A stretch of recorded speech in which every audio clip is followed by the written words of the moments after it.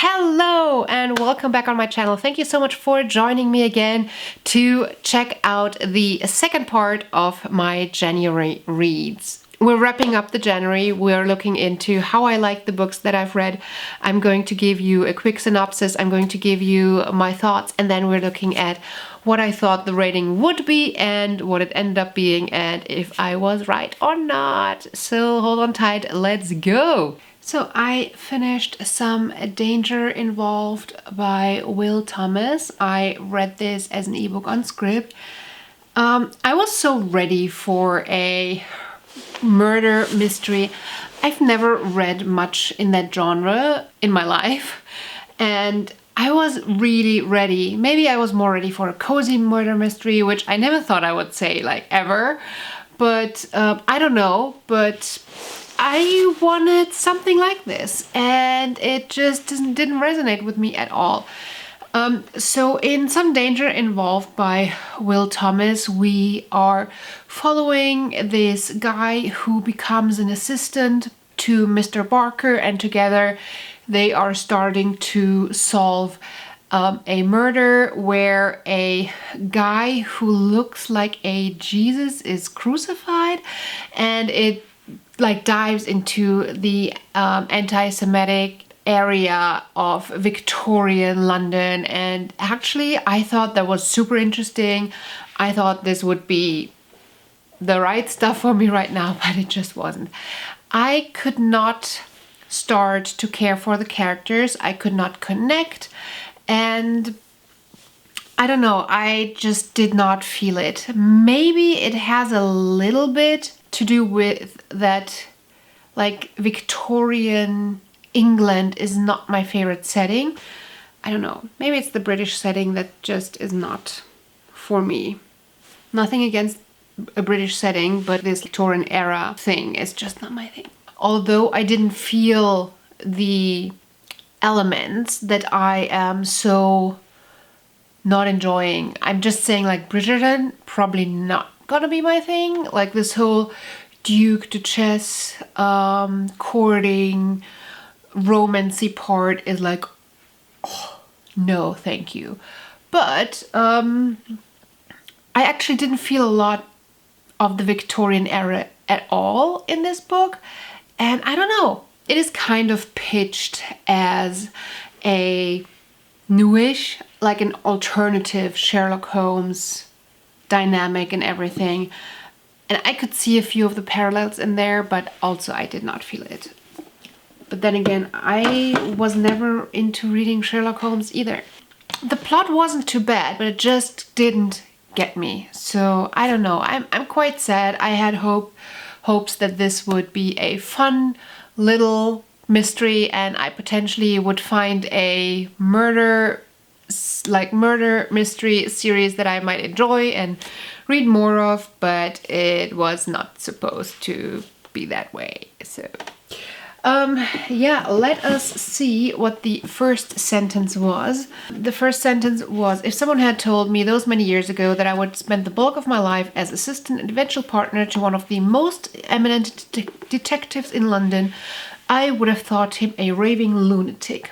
And I think I said it, that this hint of this snobby British writing, well, like this language, I cannot connect to this. It feels very posh. The writing style feels very British.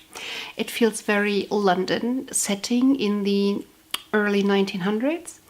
And that is usually not a setting that I enjoy much. I gave this 2.5 stars and it actually quite reflects my experience with this book. If I would have read like the first chapter, I probably wouldn't have read it. I think that overall it's not a bad book, it's just not a fit for me. So the next one is better. Miss Benson's Beetle. I am giving this 4 out of 5 stars. I enjoyed this so much more than I thought I would. Miss Benson's Beetle is about, I would say it's about friendship and searching for what drives you and searching for yourself. We're following Marjorie Benson, who is a teacher in the 1950s in London, And she just is hitting this place in her life where she's like, this is not it for me. I actually am not good at it. I don't like it, and I'm being I don't feel good about it. I am being bullied as a teacher as well. I want to follow a passion of mine. And we then hear about her past and how she fell in love with beetles and how she fell in love with the idea of discovering this golden beetle in New Caledonia. And she gave up on it. And now she is on a mission. She's considering, she's like, okay, I'll just go and do it. I'll just go and find this beetle. Keep in mind that this is in the 1950s, so pretty much a species does not exist until you bring it back to the institute, to the museum, where they can catalog it, which pretty much means we're in the age of where beetles and butterflies, etc., would be killed and then put in glass thingies to be displayed and stuff. So if that is something that you are squeamish about, it's discussed in here. It's not too graphic, but it's in here. And she meets this person, and I don't want to go too much into this, but these two women both have pasts. They both have baggage that they're bringing and that they're working through. And we have another character in there that has baggage that is working through. And I was so surprised by the quality of this. I think by chapter, probably even within the first chapter, I was like, I'm sitting down, I'm reading this, and I'm not going to stop until I'm done. Because it was so beautiful. It was just something that I was able to just fly through. I don't think that any of the characters was super relatable to me, but there were bits and pieces that were relatable. I found neither character specifically likable. There were some unlikable traits in here, but then a few like chapters later, you were like, oh, that's why she did this. Oh, that's how. And you always were between, this is weird behavior, or this is behavior that I don't like, and then like, oh, but it makes sense. So I enjoyed the writing style. I enjoyed everything about this book. I think in the end, I'm just not giving it five stars because I didn't get emotional, where I believe that the way the book is written, you could become emotional. And that is a sign for me that I have not built as close ties to the characters as I could and would if it's a 5-star, if that's making sense. Anyways, I really enjoyed it and I can recommend it. I know it plays in the 1950s, but it doesn't feel too much as a historical read. Some elements of it couldn't happen this way in this world because of the way that it was happening in the 1950s, but it doesn't feel too much as a historical fiction. It's just that the world, it's similar like with Stranger Things. Stranger Things plays in the 80s, so that a lot of the technology that would help us nowadays and make this series a lot less exciting isn't there. Everything else just does not feel like, hey, this is like about the 80s or something. But it still plays in the 80s. And it's the exact same thing with this one. The setting, it needs to have these elements that we wouldn't have in 2021, but it doesn't fully feel like historical fiction. There's tiny bits and pieces where it does. So I would still classify this as a contemporary read for recommending it. So if you are looking for historical fiction, this might be for you. But if you like literature that discusses social behavior, that discusses baggage that you work through, that potentially mental health issues that you work through, finding yourself, and this is more like a contemporary theme, then this is most likely for you. And by the way, I also love how this cover looks, and I'm in love with it. The first sentence, when Marjorie was 10, she fell in love with a beetle. And I predicted 3 out of 5 stars, and I gave 4 out of 5 stars. I think my feeling for this prediction was totally wrong. This feels like the way this is set up, it feels weird. Feels a little bit off. I feel like this is adult literature and this is setting up a bigger background. And even though sometimes I feel like if I'm 1 star off, I still understand the feeling and that I predict the right feeling towards it. But here, I think I was off. The writing style, this first sentence does not represent the writing style. It just flew by and it was so easy and it was so funny and dark at the same time and so serious and lighthearted at the same time. I loved that part. And The Darkest Minds. I have finally finished the first book in the series. I have in this case made the mistake to have already watched the movie, which is quite close to what's happening in the book. I'm actually quite surprised how close it is. I think this is the closest that I've seen a book to movie adaptation stick to the book, which is really cool. The few changes that were in here, okay. Emotional and wow, did not expect it, but it was really good. I'm giving it a 4 out of 5 stars, simply because I think that this could potentially have been a 5 out of 5 stars for me if I wouldn't have known the story, so it's really hard for me to know if it would have been or not. In The Darkest Minds, we're following Ruby, who is coming into a camp where the children of a certain age seem to be separated out, and we start learning about this world where the children have certain superpowers and they're divided by colors, or that's kind of the classification that they're getting. Basically, there's several different tiers of colors, and there's a few colors that are considered dangerous, and these colors for some reason aren't in this camp anymore. And yeah, we have a really cool dystopian setting, we have superpowers, we have kids fighting their way through an adult world.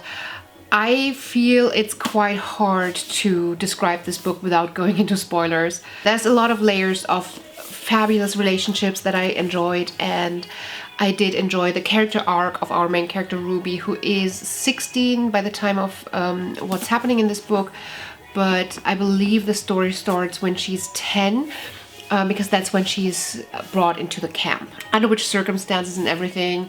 I don't want to spoil this for you if you haven't read it yet or seen the movie, but yeah, if you like dystopian settings, if you like the kids are in a special situation and they kind of have to flee from adults and they have to flee from the government kind of thing. If this is for you, you will most likely love this. And you will most likely already have read this. So 4 out of 5 stars. And the first sentence is, when the white noise went off, we were in the garden pulling weeds. Now let's see. I think I probably rated that quite well. We're set up right away in a catastrophic kind of alarm situation. This is most likely going to be very stereotypical, very straightforward, probably dystopia. I think that I might enjoy this. I think objectively this could be a book that should probably rank at a 3 star, but I'm enjoying it so much that it could become a 4 star. Ta-da! I rated it correctly, totally enjoyed it, and I love that I finally have read it. I think this was like my high priority for ages, so glad I'm through. Marina is a book by Itzafon, and I expected something like a mix of historical fiction playing in Barcelona, maybe a little bit of a mystery. This book received quite high praises, so I was already quite intrigued. My friends from the Goodreads group, they were really pumped about it. We decided to read it together. And in this case, we actually decided to read it to each other. So we had this like WhatsApp group, and one person would take a chapter and then read it out loud for the others to hear, kind of like a nighttime story. I love the concept and I love the idea of reading it together this way. I'm not sure if that this experience has influenced my rating. I thoroughly enjoyed listening to my friends and having this as a personalized audiobook, so to speak. But I also had quite some trouble connecting to the story and sticking with the story while only reading one chapter an evening. Also, while reading out loud, it's quite slow. I mean, it's absolutely fine for reading out loud, and we probably couldn't read any faster. But I read audiobooks on 2 times speed, and when I read physically, I read maximum minute a page, and reading out loud is just a lot slower. So the time commitment and then only ever getting one chapter ahead made it really hard to get into the story. Then I really expected this story to be there was like this dark mystery and everything, but I did not expect this to go into a sort of paranormal, magical realism, leaning towards even like horror elements. It was just too much, and I just did not enjoy this part. It was getting too creepy dark. I like a dark mystery if it's just human dark, but if it gets paranormal dark and this mix of like eerie horror is just not for me. So I ended up giving this 3 out of 5 stars, just because the genre is probably not the right thing for me. Oh, and I thought this was going to be a 5-star. Annika once told me that we only remember what never really happened. Oh, I like that. This gives us this kind of philosophical setup that I enjoy. As long as it's not done too cheesy, which is a real risk, but I'm hoping that this is not cheesy. Yeah, I think the start was strong, and I did enjoy the writing style, which is what's reflective in this first sentence, but too dark, too eerie horror-esque, not for me. Sorry. So much for me, and I obviously gave it a 5 out of 5 stars because I am a sucker for the Sanderson stuff. I don't know why, it's just the case. This is the second in the Stormlight Archive, and as such, it's hard to talk about a series without going into spoilers. But I think with this one we can talk a little bit about it. So the Stormlight Archive mainly follows 3 bigger characters, whereas I do feel like one character is more of also the family of this character. We have Kaladin, who is a slave turned soldier in a war zone. We have Shallan, who is this young, I would say at first rather innocent girl who seeks out a scholar to learn from her. And we have, I would say we have the family around Dalinar, Adolin, etc. The whole, like, I want to say royal family. It's not really the royal family, but pretty much Dalinar and his family and the whole leadership in this like court-like setup. This book pretty much continues where the first book left off. We have an epic storyline. I mean, these are 1,300 pages. It's epic. It's slow, but I enjoyed every single page of it. I enjoyed, even though I felt like sometimes there was not much happening, I just enjoyed being in this world. There are a lot of fantastical elements, creatures and structures and things in this world that just give this really, really rich, amazing world that is in a conflict, but also then we see some tidbits of other areas that are currently not in conflict, and how these 3 main storylines are woven together. Out of the Stormlight Archive, the first, the second, and the third book all focus on one of these 3 storylines as a main character with like background stories. So in the first book, we heard a lot about Kaladin's backstory about his history and how he got to where he is in the first book. And now this second book focuses on Shallan and her backstory and how she got to where she's right now. And I do have to say, Shallan is probably my favorite character. She already was my favorite character in the first book.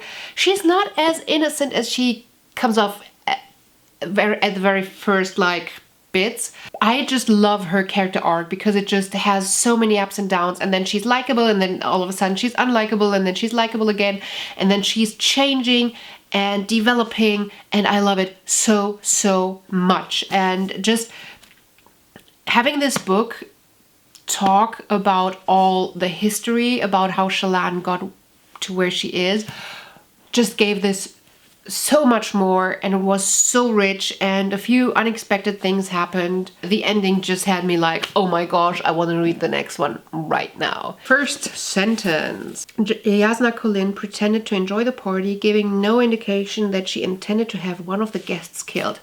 Intriguing. Does not scream fantasy to me, and I predicted 4 out of 5 stars. This could just as much be the prologue of a murder mystery. Obviously, I like the writing style. I don't know why I gave this 4 out of 5 stars. I have to rewatch to see why I gave this 4 out of 5 stars, but I think I was a little off. Ooh, me likey. I do like this a lot. We have a killer, potentially even passive, intriguing, very intriguing. Let's put this at a 4. And Naked in Death by Nora Roberts, but she's writing as JD Robb. I did enjoy it. I ended up giving it 4 out of 5 stars. I was a little bit torn at times because the overall book became a little bit more focused on sexuality than I expected. I'm absolutely okay with having sexual themes and sexuality in books, but that was just very specific in a certain direction that I wasn't ready for. So basically, Naked in Death is following a detective who's trying to solve a murder case, and in this murder case, a prostitute is found shot after some time with her client, and they quickly find out it's a couple of hours that the person spent. So sexual themes was quite to be expected, but not in the way that it turned out. It kind of got to the point where our main character, who's a female detective, explores her own sexuality to understand some of the motives and what drives people to play with sexuality, to go into prostitution, either as a client or as somebody offering the service. And that was just taking it a little bit too far for me. What I did really enjoy about this is that this plays in 2050 something. So we have a world where we have a little bit of futuristic technology, but it is not pushed too far. So I found that aspect really interesting. We had like drones, we had computers where you were like, oh yeah, it's not a contemporary setting. But for the most part, I could have been fooled that it is a contemporary setting. So I really enjoyed this mixture of getting this in there. That was quite fun. So yeah, overall 4 out of 5 stars. So the first sentence is, she woke in the dark. Yeah, that probably told me thriller. This could be anything. This really could be anything. So at least she's awake. This could be a setup for a dystopia where somebody wakes up in a jail or somewhere lost their mind or something. And I gave it a 3.5, which actually represents my feelings. So I think that I predicted this correctly. The 4 stars is on the lower end because of the sexual theme that was a little bit too predominant and a little bit pushed it too far for my liking, but I really enjoyed it, and I will potentially check out another one in the series. It's not really high on my to-read list, but I'll check it out. So I've just come off the Life Sprints show that I'm hosting together with Completely Melanie on the 15th and the last day of the month. The first book that I finished is Wake by Sherry Rossman. I read that as a NetGalley arc, and I'm so disappointed. I'm incredibly disappointed. Wake is marketed as a dystopian world where people live by very extreme rules. It had a very The Giver vibe, how it was explained. Obey the rules. They're taking pills for anxiety to live. And what I learned very early on in this book is that art and religion is forbidden. And the first 30%, I was completely confused because I did not understand this world at all. There were a lot of confusing elements that weren't described enough for me to understand them. And I actually needed to go back and read the synopsis, how this book is marketed, to help me understand what this book is about, help me get into this world, because the book itself wasn't able to describe this dystopian setting, because they were just running around with like angel statues, and the statues were forbidden, but I didn't understand why, because up to like I think 60% they didn't explain it properly why the statues are forbidden. And then things happened with a meteor shower, and it was so confusing. And then we had stones where ghosts live in and come out of stones, and it was so confusing. When I was reading it in waves. There was one wave where I was like, okay, I'm starting to understand this, and it's really well written, and I'm enjoying it. And then something confusing would happen, and something confusing would be layered on, and I'm like, can somebody please explain what's going on? And then at around 60%, this took a nosedive, like really bad. As I mentioned, religion is forbidden in this world. Our main character finds God, which is okay. But the whole setting and how it's written, we end up following somebody who gets obsessed with religion, gets obsessed with a god, and the narrative is marketed then as it's her task to show the city the truth that is being hidden from the people by the governing, whatever those people are. And by the truth, what they're actually talking about is God. So she is going in and she's trying to preach to people, pretty much. That's what it's saying. And trying to convert people to religion. And it was just getting a little bit too extreme, too fast for me. I do think it's interesting to have religion play a role in a dystopian setting, and how religion can motivate, or how it plays a role in a group dynamics.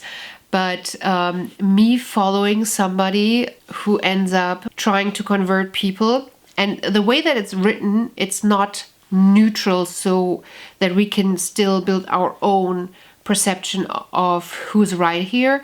The way that it's written, I feel like we are expected to root for her to convert everybody to believe in Jesus, in God. And it was just too much. I'm just gonna read you 2 sentences that show the vibe. The shameful lanterns have lifted their faces to the sky.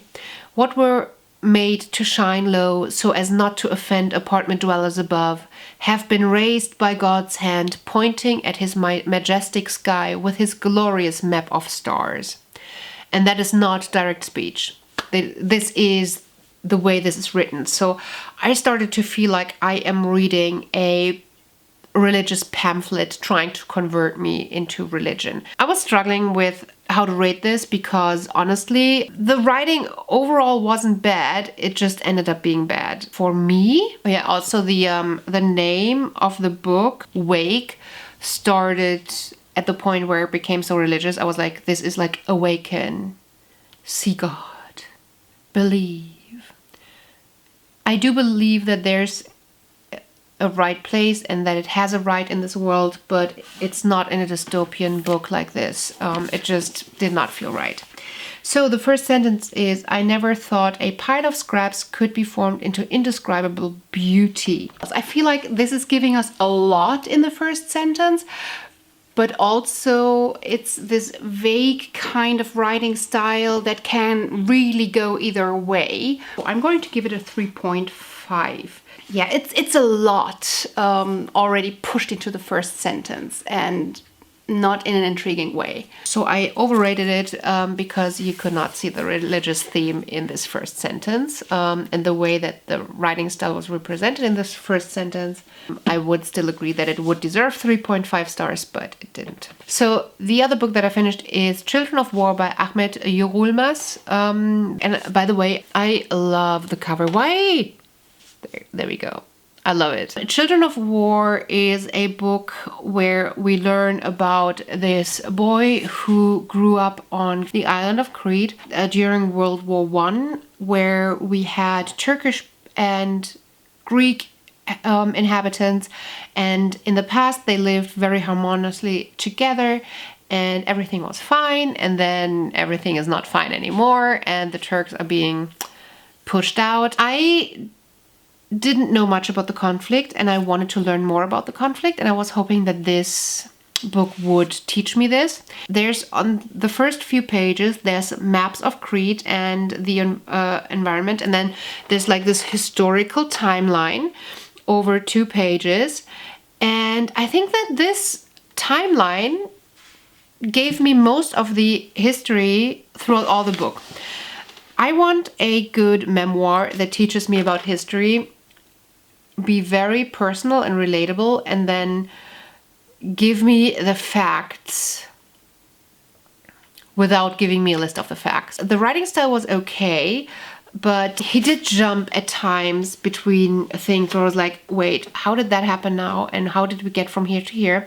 But my main issue was that this was not focusing on the history as much as I would have liked to. And then throughout the book, the character that we're following developed more and more into a character that I didn't want to follow. I think at one point he was talking about the deciding between 2 women that he wanted to be with, and he ended up deciding it by the size of their breasts. And I was like, that's not what I came here for. It's just not. That sadly was also between a 2 and a 3 star. I think I still want to give it a 3 star because there is some valid writing skill in there, but mostly it felt like just another person saying, hey, let me write down what happened to me and I want to share it with everybody, but I don't know how to write a book, how to script a book. The writing style was okay, but the how to script it and how to create a relatable storyline that I just want to follow. So in this, the first sentence is, to be honest, I'm not sure why I was given the nickname Hassan the Mirror. And I thought this would be a 4 star, and I'm sorry it's not. I think that this is setting up the book quite interestingly. It's quite intriguing to see, okay, we have somebody with a nickname. I like it. I like it. And the person doesn't know why they have this nickname, so I'm assuming we're going to explore it. The writing style could potentially have been a 4 star if there was a plot line to follow. In a memoir, I need a plot line to follow, otherwise I'm getting bored. I think this is the last book for this month, so thank you for joining me again on my channel. I hope you really enjoyed this, and if you haven't done so, hit that subscribe button, hit the like button to help me and show me some love. I would really appreciate it, and I hope to see you again on my channel real soon. Until then, bye!